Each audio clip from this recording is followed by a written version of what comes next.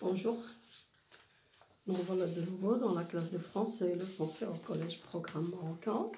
Alors toujours avec les séances de contrôle et soutien. Et aujourd'hui, je passe avec les élèves de deuxième année collège. Je rappelle que vous avez le théâtre. On a étudié pas mal de types de textes théâtraux. Et donc, il se peut qu'on vous donne au contrôle un texte théâtral. Alors, j'ai le contrôle suivant. Je vais vous lire le texte. Je rappelle que je ne peux pas vous le présenter comme cela, mais vous pouvez quand même regarder. Oui. Donc, je vous lis le texte, puis on passe aux questions de compréhension de texte qu'on peut très bien vous donner. Alors, l'introduction du texte, ou bien la situation, ou bien la mise en place de la pièce, de la scène. Après la Seconde Guerre mondiale, de lointains cousins polonais ont écrit à un couple dans l'espoir qu'il les aide à venir s'installer en France pour y travailler.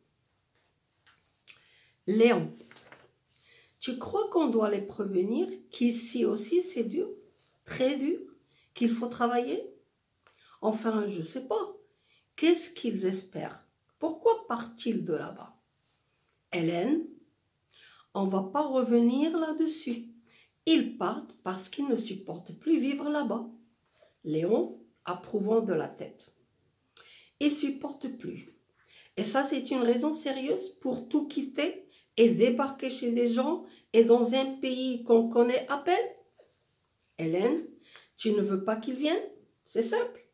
Tu leur écris que tu ne veux pas les recevoir. Un point, c'est tout. Mais ne me rends pas folle. On en a déjà parlé et reparlé, s'il te plaît. Léon, je demande s'il ne faut pas les prévenir, c'est tout. Qu'ici aussi, ce sera dur, qu'il faut travailler dur, surtout qu'ils ne se fassent pas d'illusions. Hélène, qui se fait des illusions? Léon, je ne sais pas. Peut-être qu'il s'imagine qu'ici, qu'il n'y a qu'à se baisser pour ramasser du fric. Hélène, se levant. Écris ce que tu veux. Je vais me coucher. Jean-Claude Grandborg, l'atelier. Je relis le texte. Après la Seconde Guerre mondiale, de lointains cousins polonais ont écrit à un couple dans l'espoir qu'il les aide à venir s'installer en France pour y travailler.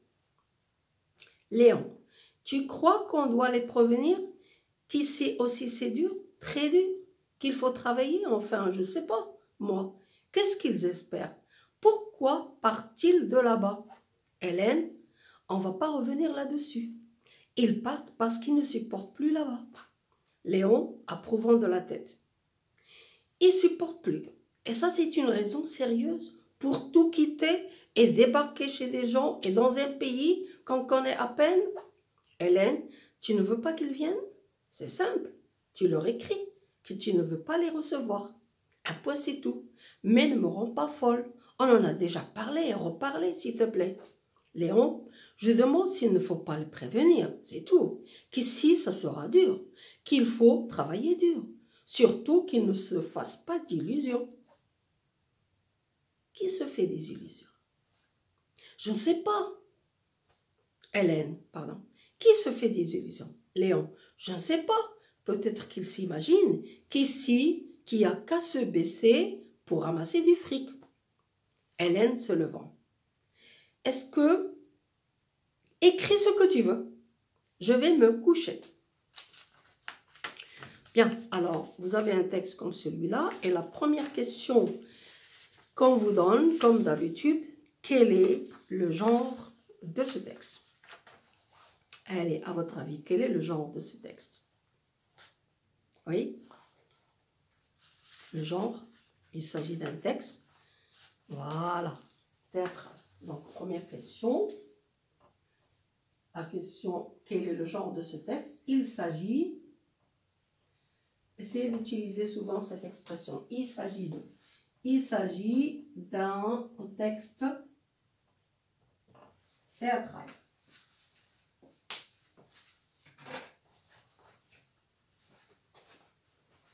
Et si on vous demande le sous-genre de ce texte, d'un texte théâtral,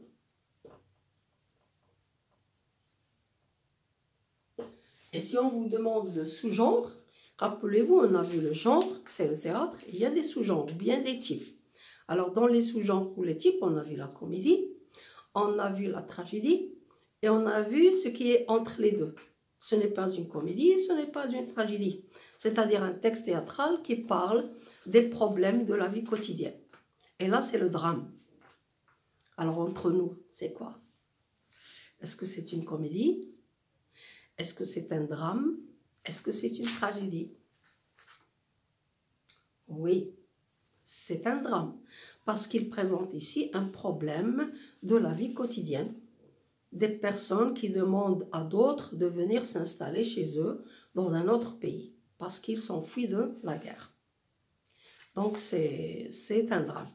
Mais j'ai dit seulement si on vous le demande. La deuxième question toujours dans le texte qu'on peut vous poser. Quels sont les personnages dans le texte ou bien cite les personnages dans le texte et dit quelle est la relation entre eux? Donc, double question. Les personnages et quelle est la relation entre eux? Quelle est la relation qui les unit? Qui est l'un par rapport à l'autre? Oui. Alors, dans le contrôle, on ne vous explique pas vraiment la question. Vous devriez comprendre. Mais, donc, d'abord les personnages, Léon et Hélène. Deuxième question. Personnage. Donc, j'écris Léon et Hélène. Et ce sont, d'ailleurs, on l'a mis dans le texte, c'est un couple, oui. Léon, c'est le mari et Hélène, c'est la femme, un couple. Un couple marié. Attention, parce qu'actuellement, il y a des couples bizarres. Bien, pourquoi leurs cousins polonais veulent-ils venir chez eux? Ce sont des cousins. Pourquoi leurs cousins polonais veulent-ils venir chez eux? Rappelez-vous que dans le texte, il y a les cousins qui écrivent une lettre à Hélène et à Léon pour leur demander de venir s'installer chez eux. Pourquoi la question? Oui, ils veulent s'installer chez leurs cousins en France pour s'enfuir de quoi? De la guerre. On a cité dans le texte. Donc la troisième question. Les cousins polonais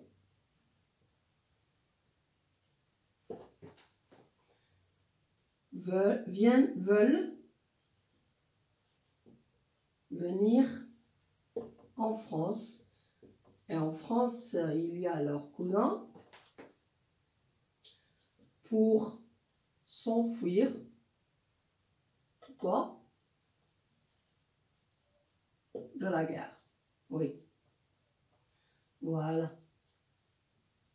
Voilà la raison. Ils ne veulent plus rester dans ce pays. La question suivante. Quelle est l'opinion de chacun des personnages à propos de la venue des cousins? C'est-à-dire, que pense Léon et que pense Hélène? Quelle est leur opinion? Allez. Léon, qu'est-ce qu'il dit Léon? Rappelez-vous. Tu crois qu'on doit les prévenir qu'ici aussi c'est dur? Très dur? Qu'il faut travailler dur? Je ne sais pas moi. Qu'est-ce qu'ils espèrent? Pourquoi veulent-ils quitter là-bas? C'est-à-dire quitter la Pologne? Allez, Hélène, on ne va pas revenir là-dessus. ils partent parce qu'ils ne supportent plus vivre là-bas. Et puis la dernière réplique d'Hélène, écris ce que tu veux, je vais me coucher. Ça montre quoi? Est-ce que Léon et Hélène sont d'accord? Non, ils ne sont pas d'accord. Donc, quel est le personnage qui est pour et quel est le personnage qui est contre? Oui, Hélène est pour. Donc, les personnages, ils ne sont pas, on a dit, ils ne sont pas d'accord. Et là, on explique. Hélène est pour et Léon est contre. Contre la venue des cousins. Voilà la réponse.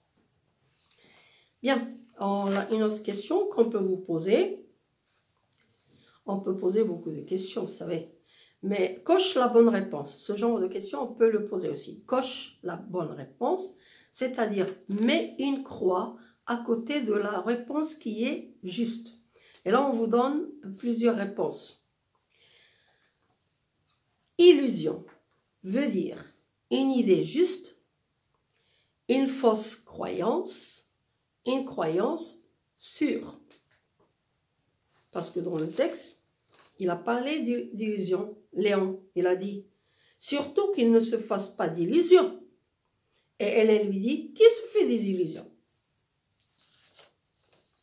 Et on vous donne dans la réponse, est-ce que cela veut dire une idée juste, ou bien une fausse croyance, ou bien une croyance sûre?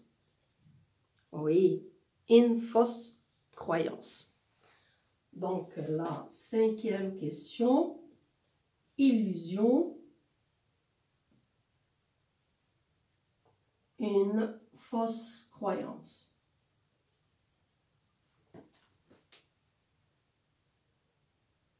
Croyance fausse. Voilà la réponse. On vous demande aussi de relever un mot ou deux dans le texte qui montre que les personnages s'expriment en langue familière dans leur discussion. Ils emploient des mots du langage familier.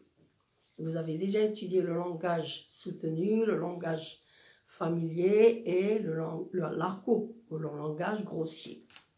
Là, il s'agit d'un langage familier. Allez, rappelez-vous. Il y a un mot qui est clair là. L'avant-dernière réplique, Léon. Je ne sais pas, peut-être qu'il s'imagine qu'ici, il faut seulement se baisser pour ramasser du fric. Et puis il a dit, une autre réplique avant, Léon toujours, c'est une raison sérieuse pour tout quitter et débarquer chez des gens et dans un pays qu'on connaît à peine? Quels sont ces deux mots? Oui, fric, et qui veut dire l'argent. Et débarquer, oui, débarquer chez des gens dans un pays lointain, qu'on connaît à peine. Débarquer, c'est s'installer là. Donc on peut mettre fric et débarquer. Bien, on passe maintenant à langue, les outils de langue. Oui. Alors la 6e question, mots du langage familier. Là, en Afrique, qui veut dire argent. Et on a débarqué,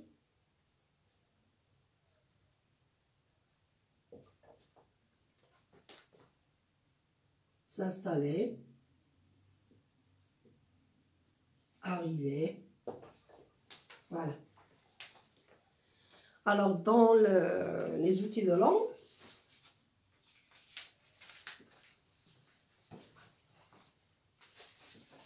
Ça, c'était compréhension. Maintenant, outils de langue.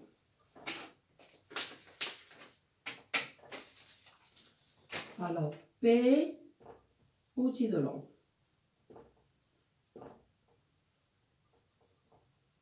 Voilà. Alors, la première question dans outils de langue. Et puisque vous êtes dans le langage, dans le vocabulaire théâtral, on peut vous donner à compléter des mots. Ou bien on vous donne le mot et on vous demande l'explication, ou bien on vous donne l'explication et il faut trouver le mot. Et dans la question, c'est complète. Complète ou bien compléter. Alors, on a dans complète, vous avez par exemple un monologue.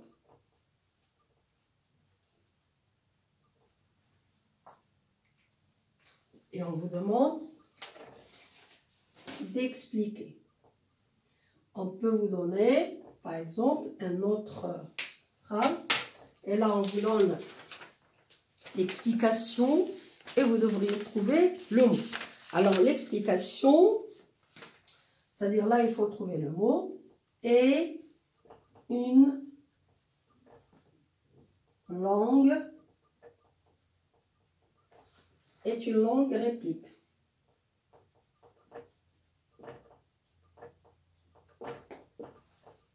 Troisième, une scène.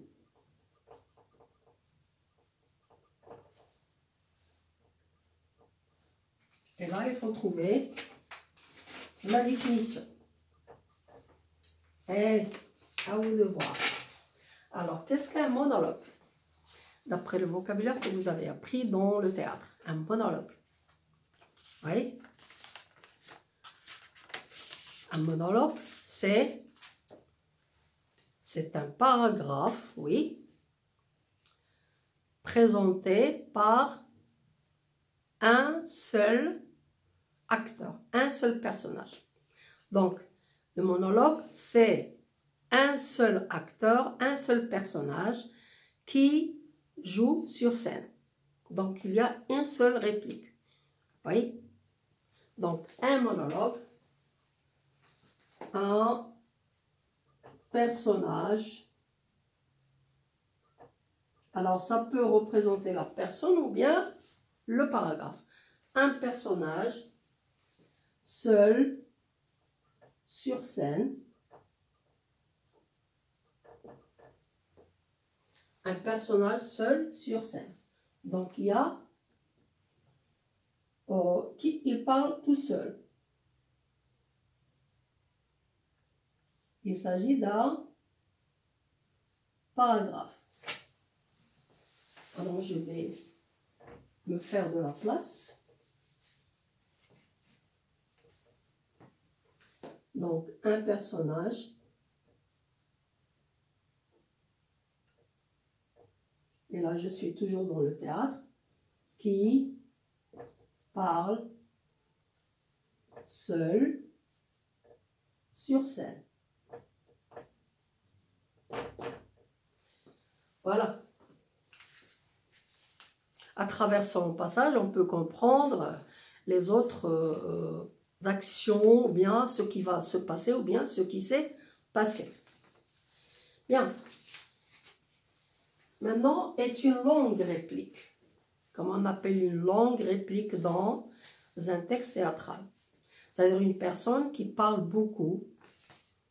Oui, une longue réplique. Attention, ce n'est pas un monologue, hein, parce que là, il n'est pas tout seul. La personne n'est pas tout seul. C'est une réplique. Et du moment que c'est une réplique, ça veut dire que je parle à quelqu'un. Par exemple, je suis en train d'expliquer quelque chose à quelqu'un. Donc, je vais parler beaucoup. Lui, il va me poser des questions et moi, je vais répondre.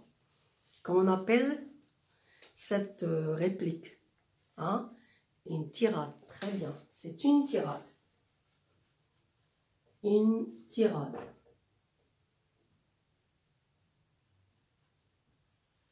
Donc, une tirade, c'est une longue réplique. Une scène. Qu'est-ce qu'une scène dans une pièce théâtrale? C'est la division. La division de quoi? D'un acte. On a vu que dans le roman, il y a des chapitres, et dans la pièce théâtrale, il y a des actes. Et dans chaque acte, il y a des scènes. Donc, une scène, c'est la division d'un acte. Et l'acte, c'est la division d'une pièce théâtrale. La division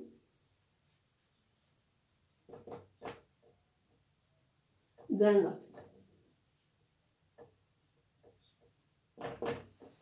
Voilà donc le vocabulaire. On peut vous poser d'autres questions. Je vais effacer et on va terminer la suite. Alors, on termine toujours avec les outils de langue. Une autre question qu'on peut vous poser. Transforme l'interrogation directe en interrogation indirecte. C'est-à-dire de l'interrogation directe à l'interrogation indirecte. La phrase, qui est d'ailleurs dans le texte, « Qu'est-ce que tes cousins espèrent ?» Ouais.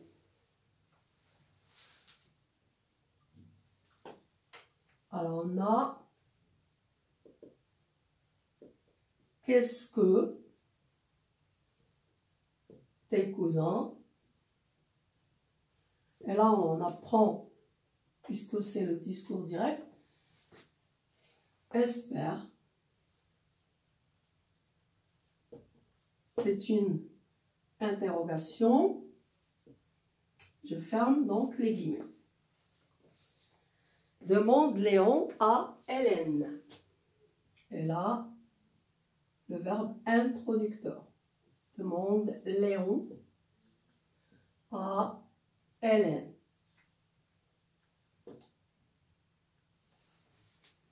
Allez, on vous demande de passer au discours indirect. L'interrogation indirecte. Donc, on commence par le sujet, c'est Léon. Le verbe, c'est demande. Demande à Hélène. Oui, alors maintenant la phrase. Qu'est-ce que tes cousins espèrent? Lorsqu'on pose la question avec que, quelle est l'expression qu'on met au discours indirect? Léon demande à Hélène, oui, ce que. Rappelez-vous bien ça. Lorsque je pose la question avec que, au discours indirect, je mets ce que. Donc, il demande à Hélène ce que, oui, tes cousins va devenir tes cousins, va devenir ses cousins. Ce que ses cousins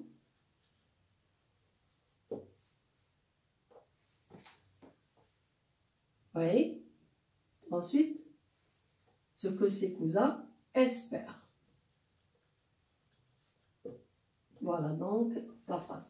Et là, je ne mets pas les guillemets et je ne mets pas le point d'interrogation parce que je suis passé du discours direct au discours indirect.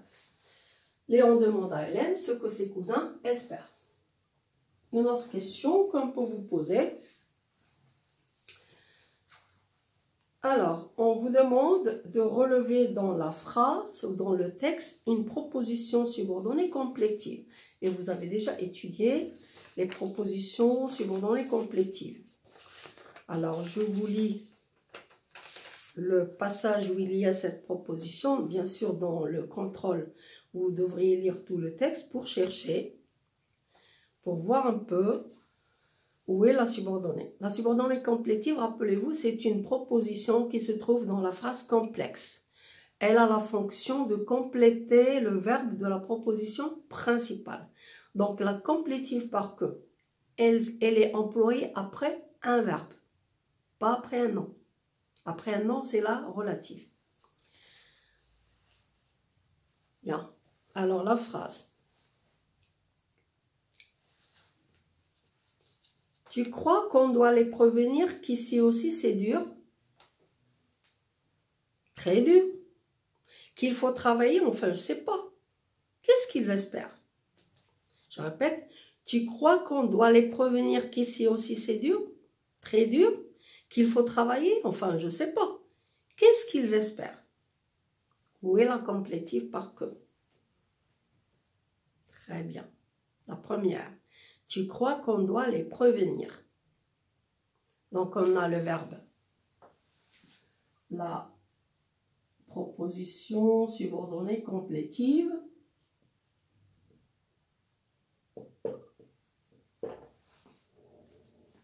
C'est tu crois qu'on doit les prévenir.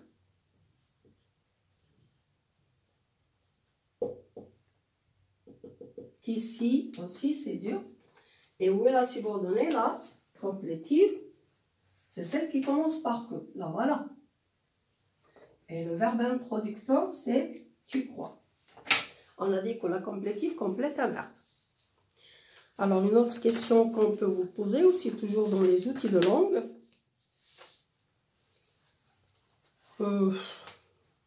Écrit correctement, l'orthographe, écrit correctement le participe passé des verbes.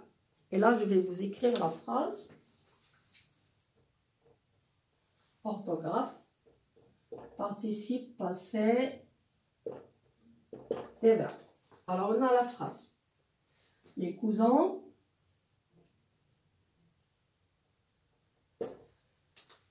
se sont dépêchés. Et là, vous avez le verbe entre parenthèses. Le verbe qu'il faut écrire correctement, il est souvent employé entre parenthèses. Se sont dépêchés de partir.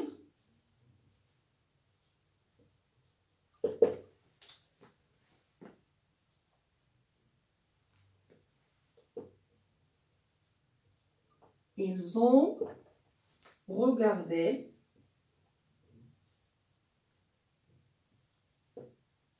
la maison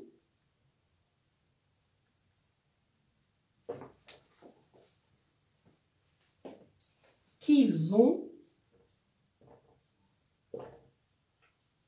verrouillée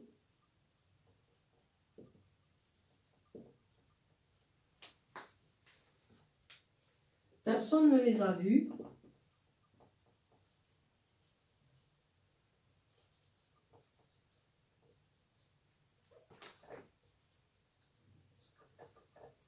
S'éloigner. Voilà la phrase. Dans cette phrase, il y a le participe passé écrit entre parenthèses. Donc, lorsque vous avez ce genre de questions, premièrement, vous devriez supprimer les parenthèses. Donc, je supprime les parenthèses. Il ne faut pas laisser la parenthèse. Et puis, je vois, les cousins se sont dépêchés. Est-ce que mon participe passé est écrit correctement? Non, donc je dois ajouter S. Parce que je le conjugue avec les cousins se sont dépêchés. Il est conjugué avec quel auxiliaire? Hein? Les cousins, j'écris se sont dépêchés. On a ajouté S pourquoi? Parce que c'est un temps composé et c'est écrit avec l'auxiliaire être. C'est un verbe pronominal conjugué au passé composé, donc il s'accorde. Le deuxième participe, ils ont regardé la maison. J'enlève les parenthèses et je regarde. Ils ont regardé la maison. Mon participe passé est-il correct? Oui, parce qu'il est conjugué avec l'auxiliaire avoir et le complément est placé après. Donc, il ne change pas. Celui-là, il ne change pas. On passe. La maison qu'ils ont verrouillée. Verrouillé, participe passé. J'enlève la parenthèse et je réfléchis. Qu'ils ont verrouillé. C'est l'auxiliaire avoir. Oui, je suis d'accord. Mais, on a dit que l'auxiliaire, le participe passé employé avec l'auxiliaire avoir ne s'accorde pas. Mais si le complément d'objet direct est placé avant, je fais l'accord. Allez, qu'est-ce qu'on va faire? Oui, on n'a que là. et que c'est un pronom relatif. Il remplace la maison. Donc, je dois ajouter un E. La dernière phrase, personne ne les a vus s'éloigner. Personne ne les a vus s'éloigner. Oui. Oui, on a les et on a participe passé. Personne ne les a vus. Mais après le participe passé, il y a le verbe à l'infinitif. Personne ne les a vus s'éloigner. Oui, donc je ne dois pas faire l'accord parce qu'il y a un infinitif. Vous y êtes? Alors, une autre question. Et là, c'est la situation communication. Oui. Communication.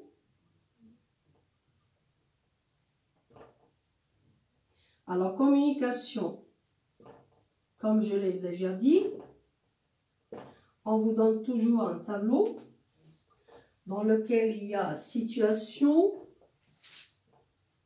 et énoncé. Voilà. On peut vous donner deux situations et deux énoncés. Alors là, on a dans la première partie le directeur de l'école fait des reproches aux élèves qui s'absentent. Voilà la situation.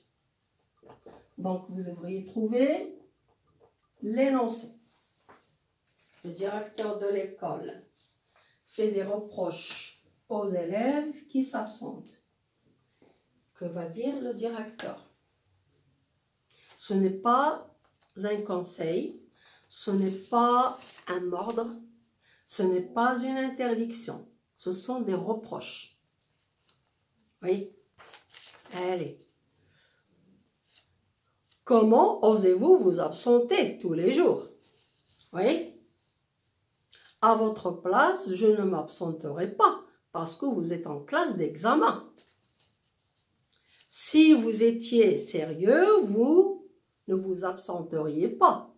Là, si vous voulez, ce n'est pas vraiment sévère, ce sont des reproches atténués, c'est-à-dire il est gentil, mais il peut être quand même sévère. C'est dans la première phrase. Comment osez-vous vous absenter de cette manière, tous les jours? Donc, on peut avoir la phrase suivante.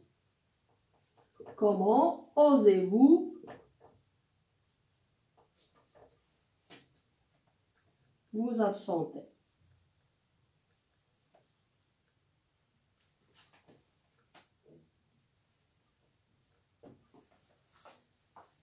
Bien, on peut vous donner l'inverse, c'est-à-dire un énoncé et vous demander de trouver la situation.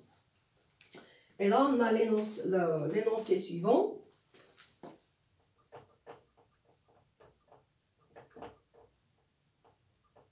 Alors, et les gamins, ne vous approchez pas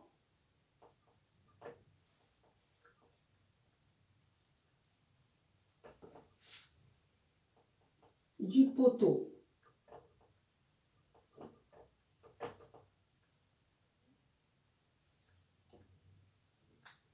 Électrique. Et les gamins, ne vous approchez pas du poteau électrique. Allez, à votre avis, situation. C'est un énoncé, donc je dois trouver la situation qui parle. Oui, un gardien, un garde. Qu'est-ce qu'il fait aux enfants? Oui, il leur interdit, c'est une interdiction, il leur interdit de s'approcher du poteau électrique. Voilà, un gardien, un garde.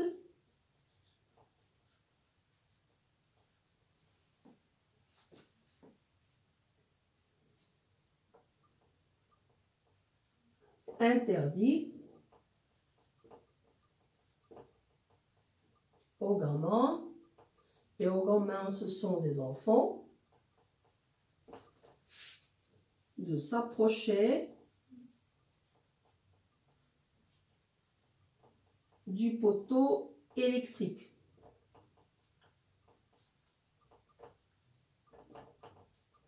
Voilà la situation. Alors on a un garde interdit, un garde ordonne, oui c'est un ordre, avertit aussi, il avertit les enfants, il interdit aux enfants de s'approcher du poteau électrique. Voilà donc pour les outils de langue. Alors on a vu pas mal de questions. Là c'est le discours direct au discours indirect. Qu'est-ce que tes cousins espèrent? Demande Léon à Hélène. Léon demande à Hélène ce que ses cousins espèrent. Et vous avez remarqué l'emploi de ce que. Le participe passé, la complétive, la proposition subordonnée complétive, tu crois qu'on doit les prévenir. C'est la phrase qui était dans le texte. Le participe passé, les cousins, ce sont des péchés. On a fait l'accord parce que c'est l'auxiliaire être et le verbe pronominal. Ils ont regardé, je ne fais pas l'accord parce que c'est l'auxiliaire avoir et le complément est placé après. Qu'ils ont verrouillé, là le complément est placé avant, c'est que, donc je fais l'accord. Et la dernière phrase, personne ne les a vus, c'est anonyme. Communication, situation, le directeur de l'école fait des reproches aux élèves qui s'absentent. Comment osez-vous vous absenter? Là, on peut faire plusieurs énoncés. À votre place, je ne m'absenterai pas, surtout que j'ai une classe d'examen. Un garde interdit aux enfants de s'approcher du poteau électrique. Et là, c'était l'énoncé. On vous a donné l'énoncé, on a trouvé la situation. Et les gamins, ne vous approchez pas du poteau électrique. Vous y êtes? Alors, j'espère qu'on a profité de ce contrôle soutien. Et pour la production écrite, on va la faire dans une autre séance pour avoir plus de temps. À la prochaine fois.